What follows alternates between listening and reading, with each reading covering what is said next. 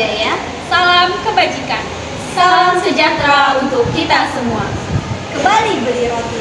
Cakep. Izinkan kami memperkenalkan diri. Perkenalkan, saya Anissa Rashida dengan NPM A1C024006. Saya Yohewet Puskabur Pramina dengan NPM 022. dan saya Naila Nisrina dengan NPM 10.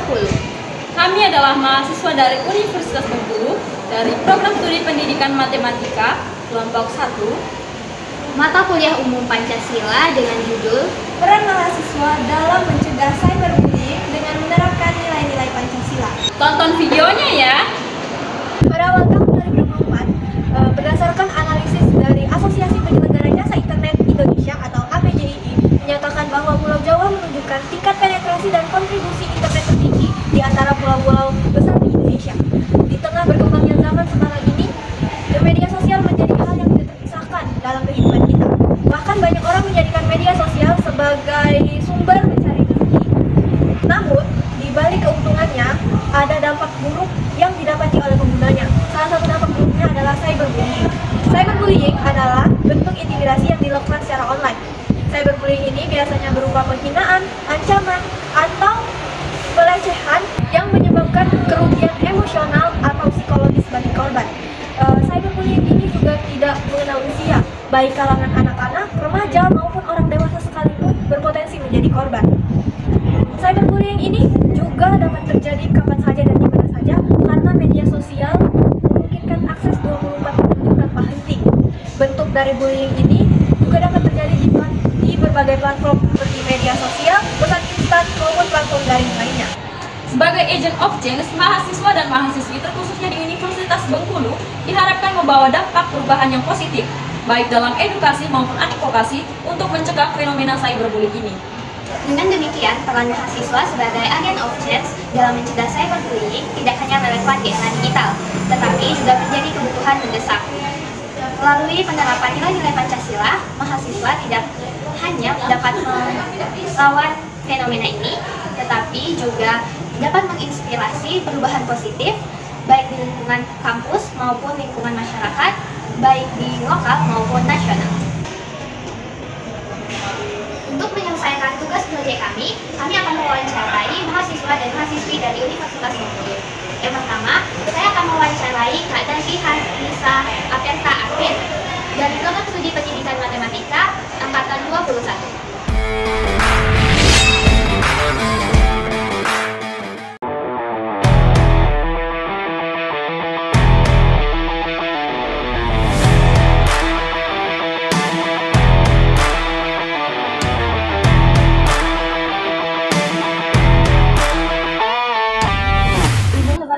Perkenalkan, nama saya Naila Nisrina dengan NPM 10 dari Prodi Pendidikan Matematika. Mohon izin untuk mewawancarai kakak mengenai cyberbullying. Apakah boleh, Kak? Boleh. Sebelumnya boleh perkenalkan diri dulu, Kak. Perkenalkan, saya Nazia Nisa Pertaartin dengan NPM 34 dari Prodi Pendidikan Matematika juga. Oke, Kak. Ada beberapa pertanyaan nih, Kak. Yang pertama, apa yang memicu anak muda zaman sekarang melakukan tindakan cyberbullying menurut kakak? Itu karena mereka biasanya tuh tidak menghargai pendapat orang lain kayak gitu kan. Ada tuh yang berpendapat, misalkan mereka tuh memikirkan tentang A gitu kan, terus ada yang satu lagi B, jadi berdebat gitu kan. Nah, ujung-ujungnya yang ini bakal ngebully yang si pendapat yang A itu kan, jadilah terbentuk cyberbullying gitu karena tidak menghargai pendapat orang lain. Bisa seperti itu. Sebagai seorang mahasiswa nih kan, pernahkah kakak melakukan tindakan seperti cyberbullying ini pada seseorang? Enggak pernah, belum pernah, dan tidak akan pernah. Menurut kakak, siapa orang yang paling berpotensi dalam melakukan dan menjadi korban dalam cyberbullying?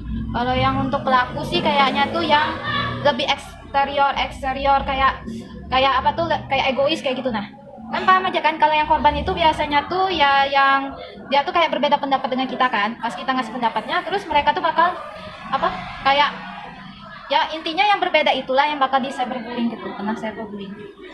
Ya, oke. Kemudian menurut kakak, di mana kejadian cyberbullying ini paling banyak terjadi? Di sosmed, misalkan di paling banyak tuh setahu saya di IG dengan di TikTok biasanya. Kan saya tuh kan itu sering baca komen-komen orang kan. Nah, di komen orang itu tuh paling banyak tuh ada kan misalkan ya, saya pendukung si ini. Terus ada yang bilang, yang beda sendiri nih ngomongnya, apa tuh, kenapa pada orang-orang pada mendukung dia gitu kan, harusnya dia tuh gini, langsung lah orang nyerang dia kan gitu, kendala cyberbullying itu. Oke.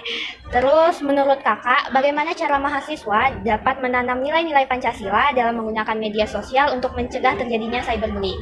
Kalau menanam nilai-nilai Pancasila itu kan ada ketuhanan Maha Esa, kemanusiaan yang adil dan beradab. Nah, kemanusiaan yang adil beradab ini harus setara gitu kan, harus menghargai pendapat orang lain. Terus persatuan Indonesia harus bersatu juga. Intinya tuh nggak boleh ada yang perpecahan gitu. Nah, harus menghargai orang lain gitu.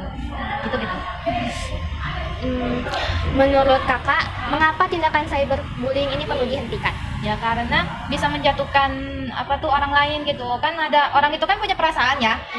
Harusnya tuh saling menghargai lah ya, kalau misalkan ada pendapat yang berbeda gitu kan, terus tuh ada yang kritik, orang mengkritik itu tuh dihargai gitu kan, soalnya nanti bisa menimbulkan depresi atau stres gitu kan, bisa mengancam nyawa juga kan kalau lah seperti itu gitu kan, soalnya banyak yang kayak di artis Korea tuh karena cyberbullying matinya kan. Nah itu. Sebagai seorang agen of change, sudah kakak siap menegur, menasehati, dan mengajak teman di sekitar kakak untuk berhenti melakukan tindakan cyberbullying ini? Siap. Soalnya saya dulu kan pernah kena bully juga kan, tapi bukan cyberbully, jadi siap. Misalnya, kakak memposisikan diri sebagai teman, keluarga, orang terdekat, korban. Apa yang akan kakak lakukan jika mengetahui orang terdekat kakak menjadi korban cyberbullying? Bela dong. Langsung minta orang-orang sekitar itu kan, teman dekat, kayak bela dia gitu kan. Jangan seperti itu, harusnya gitu. Intinya bela. Nah, itu aja sekian pertanyaannya, Kak. Terima kasih, Kak, atas waktunya, Mas mengganggu. Ya, sama-sama. Selanjutnya, saya akan mewawancarai Kak Rahma Alsenta Nugraha dari Fakultas MIPA dari program studi Geofisika angkatan 2022.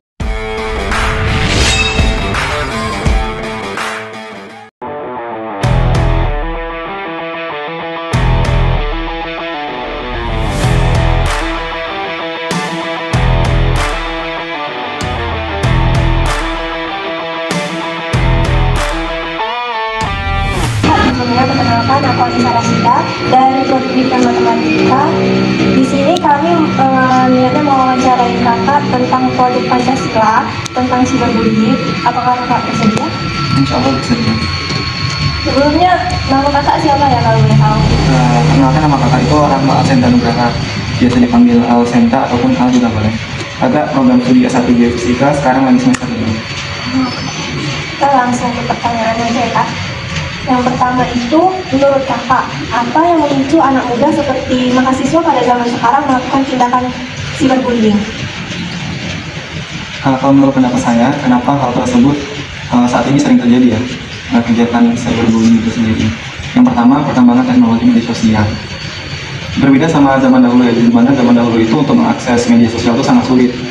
Seperti kita pada mahasiswa, di zaman dulu itu kalau mau mengerjakan sesuatu harus ke warnet terlebih dahulu untuk mendapatkan akses website ataupun internet. Sedangkan pada zaman sekarang, hanya dengan menggenggam handphone ataupun menggunakan wifi, semuanya dapat diakses dengan mudah.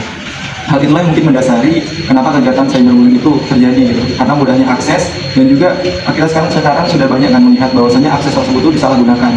Seperti salah satunya itu penggunaan pinjol ataupun judi online. Nah, itu merupakan salah satu dampak dari perkembangan teknologi.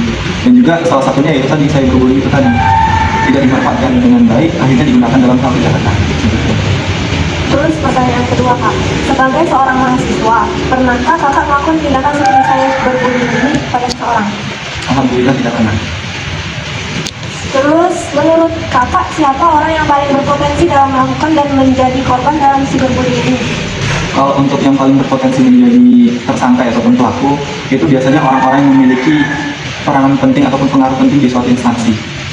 Ketika mereka mungkin memiliki komunitas ataupun memiliki kewenangan yang lebih tinggi, mereka memiliki potensi untuk merendahkan ataupun menganggap kebawahannya itu sebagai korban atau sebagai target yang akan dilakukan. Lalu untuk siapa yang paling berpotensi menjadi target ataupun korban, itu kalangan anak-anak muda yang mungkin memiliki rasa percaya diri itu kurang. Nah, kita sendiri tahu bahwasanya banyak kan mahasiswa kita itu memiliki rasa percaya diri itu kurang. Jadi itulah yang membuat potensi terjadinya cyberbullying itu semakin besar. Gitu. Terus menurut kakak, di mana kejadian cyberbullying ini paling banyak terjadi?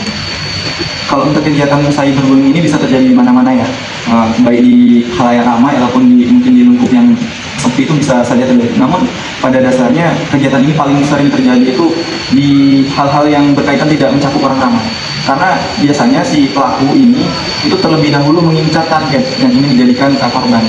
Dia tidak semata-mata langsung to the point gitu melakukan kegiatan tersebut, namun biasanya melakukan pengamatan terlebih dahulu. Bisa pengamatan lokasi ataupun pengamatan suasana terlebih dahulu agar hal yang telah ia rencanakan tersebut dapat berhasil. Jika si pelaku tadi itu melakukan kegiatan bullying di lingkup luas atau di lingkup khalayak ramai, maka kemungkinan dia untuk ditegur ataupun mendapatkan sanksi itu semakin besar. Itulah kenapa para pelaku lebih memilih lingkup sepi dibandingkan lingkup ramai.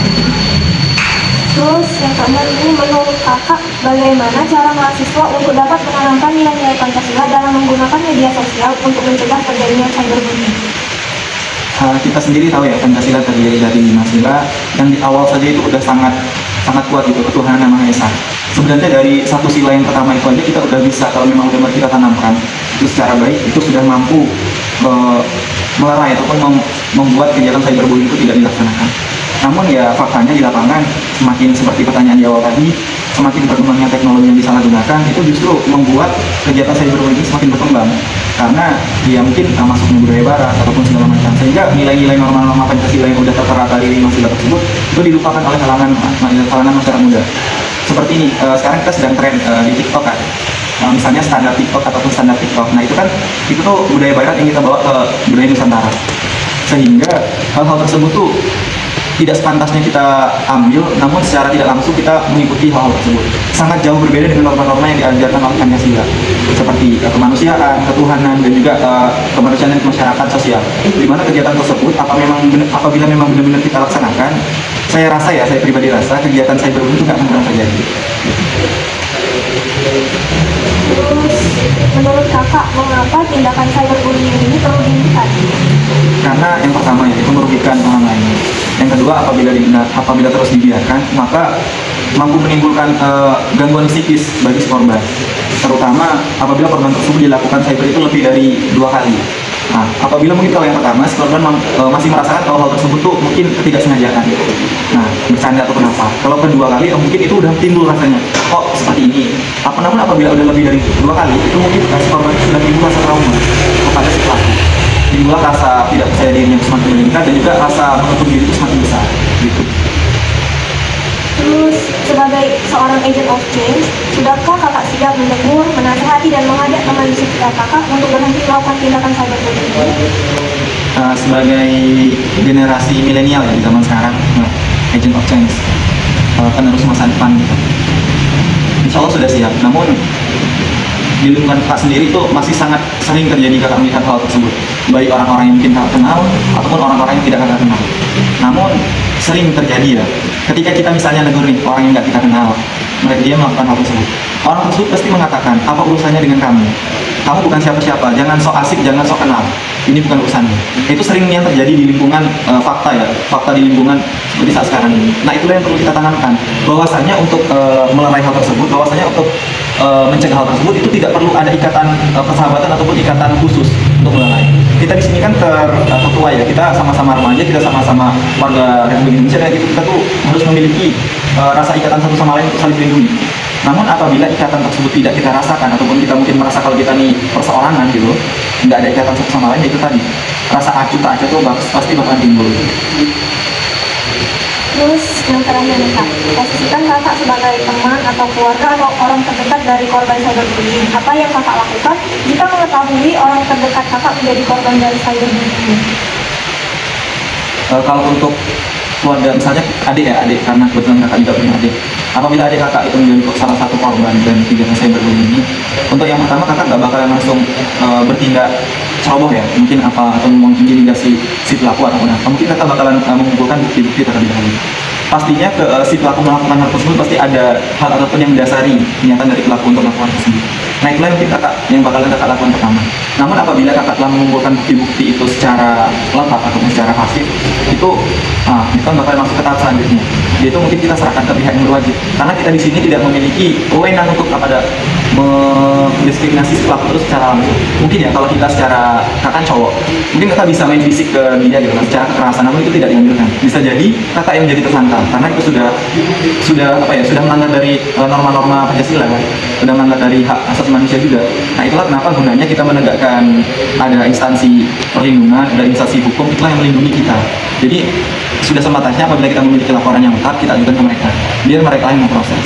Namun sering juga terjadi di negara kita ini, kalangan rendah ataupun kalangan bawah itu seringkali laporan-laporan seperti tadi itu diajukan. Itu fakta di lapangan. Maka dari itu hal yang paling bisa kakak berikan itu salah satunya yaitu kita jadikan diri kita sendiri, kita bentengi diri kita sendiri agar kita terhindar dari hal-hal tersebut. Karena jika tidak diri kita sendiri membentengi diri kita, lalu siapa lagi? Karena yang paling mengerti diri kita kan diri kita sendiri. Gitu. Mungkin itu aja. Mungkin itu saja Kak wawancara kami hari ini. Terima kasih banyak untuk waktunya, dan mungkin kalau seandainya kami ingin wawancarai kakak lagi, kalau kakak bersedia, kami ucapkan terima kasih banyak. Dan yang terakhir, saya akan mewawancarai salah satu mahasiswi dari Universitas Bengkulu yang bernama Indah Julianti. Beliau merupakan salah satu mahasiswi dari program studi matematika yang berasal dari kelas 1B.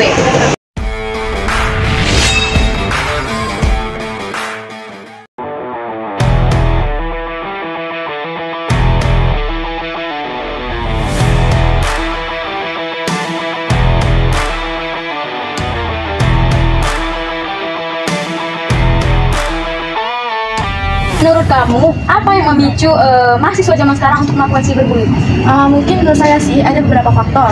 Yang pertama ada dari faktor lingkungannya, psikologis, akademik, kemudian ada dari faktor keluarga, serta lainnya. Dimana misalkan nih seseorang tersebut dia tertekan dengan orang tuanya ataupun pada keluarganya di rumah, dia tertekan sehingga dia bisa melampiaskan kepada seseorang, dimana menyebabkan lampiasan tersebut disebut dengan cyberbullying. Salah satu contohnya, misalkan dalam hal prestasi dia dituntut untuk mendapatkan suatu hal yang lebih tinggi, nilai ataupun juara, ranking sebagai, tetapi dia tidak mendapatkan hal tersebut sehingga dia memicu pikiran-pikiran negatif dan membuat dia kesal kepada seseorang yang bisa meraih hal tersebut sehingga dia melakukan bullying terhadap seseorang tersebut. Sebagai seorang mahasiswa, pernahkah kamu melakukan cyberbullying? Sebagai seorang mahasiswa tentunya kayaknya sih pernah sih saya melakukan cyberbullying, dimana dalam bentuk candaan. Contohnya kadang tuh kan saya sering mengejek teman saya, memang menurut saya sih candaan. Terkadang saya merasa diri saya sendiri juga terlalu berlebihan. Misalkan ada teman saya yang pendek, saya sering memanggilnya si pendek, padahal niatnya ingin bercanda, tapi ya teman saya sih kayaknya sudah memaklumi juga. Bagaimana Reaksinya sih ketawa-ketawa, karena dia tahu maksud saya itu bukan untuk mengejek dia, hanya sebagai wanita. Iya, benar sekali. Oke, siapa orang yang paling berpotensi dalam melakukan cyberbullying dan siapa yang orang paling sering terkena korban dalam cyberbullying? Menurut saya, orang yang sering melakukan cyberbullying, contohnya anak muda zaman sekarang, yakni pengguna media sosial, di mana di antara kalangan mereka terkadang menyalahgunakan media sosial ini seperti Instagram. Mereka sering mencaci maki ataupun mengutarakan hal-hal yang buruk kepada seseorang yang mereka benci. Adapun korbannya itu bisa seorang yang mereka benci, baik artis ataupun teman sesama teman mereka, serta juga dan lainnya. Jadi ketika mereka tidak menyukai, terkadang mereka itu terlalu berlebihan, terutama terhadap gosip-gosip artis yang sedang lagi hit-hitsnya ataupun heboh, dan mereka terkadang tuh mengetik di sosmed itu tanpa berpikir secara panjang, sehingga mengakibatkan tentunya si korban tersebut ataupun yang dicela merasa stres, bahkan ada yang sampai bunuh diri akibat celotehan cyberbullying tersebut. Terima kasih. Menurut kamu, di mana kejadian cyberbullying ini biasa terjadi? Menurut saya sih di aplikasi sosial media, seperti contohnya di Instagram, Facebook, TikTok, dan juga Twitter, serta aplikasi media sosial lainnya. Dimana seperti yang sudah saya katakan tadi, di Twitter ataupun sebagainya terkadang berlebihan. Bahkan yang saya ketahui, presiden pun ataupun seorang yang sedang mengkritik pemerintahan itu terkadang perkataannya diulur-ulur. Maksudnya itu terlalu kejam menurut saya. Menurut kamu, bagaimana cara mahasiswa menerapkan nilai-nilai Pancasila di media sosial untuk mencegah terjadinya cyberbullying? Menurut saya, dan juga saya sendiri adalah seorang mahasiswa. Jadi menurut saya untuk mengatasinya, pertama harus memperkuat nilai-nilai Pancasila di mana seorang mahasiswa tersebut harus memahami terlebih dahulu sila-sila Pancasila, yakni terutama pada sila kedua, yakni kemanusiaan yang adil dan beradab. Mereka harus menghargai sesama manusia, kemudian menghormati, serta tidak mencela ataupun harga diri manusia. Karena kita sebagai sesama manusia, makhluk ciptaan Tuhan, hendaknya harus saling menyayangi, saling menghormati harkat dan martabatnya. Jadi, hendaklah seorang mahasiswa tidak mencela seseorang. Kemudian dari diri saya sendiri, kita harus memperkuat keimanan kita kepada Tuhan. Kita harus mengetahui arti manusia itu, dan juga kita mesti hendaknya bisa mengetahui potensi tiap manusia itu sendiri. Terima kasih. Terima kasih. Menurut kamu, mengapa tindakan cyberbullying ini perlu diberhentikan? Menurut saya, tentunya sudah pasti tindakan cyberbullying ini haruslah diberhentikan. Mengapa? Karena bertentangan dengan nilai-nilai Pancasila. Kita di negara Indonesia mempunyai nilai-nilai Pancasila, di mana kita sesama manusia itu hendaklah menghargai. Serta juga dampak negatif yang ditimbulkan cyberbullying ini sangatlah banyak.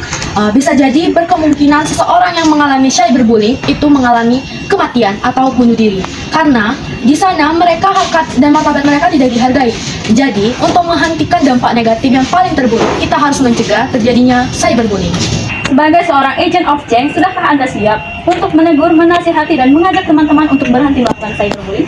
Saya sebagai seorang mahasiswa tentu saja sudah siap untuk menghentikan cyberbullying dimanapun itu ketika terjadi. Dan saya akan berusaha untuk berubah menjadi pribadi yang lebih baik lagi dan menasehati ketika seseorang tersebut melakukan cyberbullying. Posisikan diri Anda sebagai teman dari salah satu orang yang terkena cyberbullying. Apa yang akan Anda lakukan? Sebagai seorang teman, tentunya pertama saya harus melakukan menanyakan kepada teman saya, melakukan diskusi secara lanjut kepada teman saya. Kemudian mungkin saya menasehati dan menyemangati dia untuk lebih bersemangat lagi. Serta apabila si pelakunya itu melakukan cyberbullying yang berlebihan, kemungkinan kami akan melaporkan kepada pihak yang berwajib. Semisalkan cyberbullyingnya sangat parah nih, kayak di film-film di drakor-drakor, contohnya sampai melukai teman saya, tentunya itu harus saya laporkan kepada pihak yang berwajib, biarkan pihak yang berwajib untuk menanganinya. Terima kasih. Itu bagus. Terima kasih telah membantu kami dalam proses wawancara ini. Demikian wawancara kita kali ini.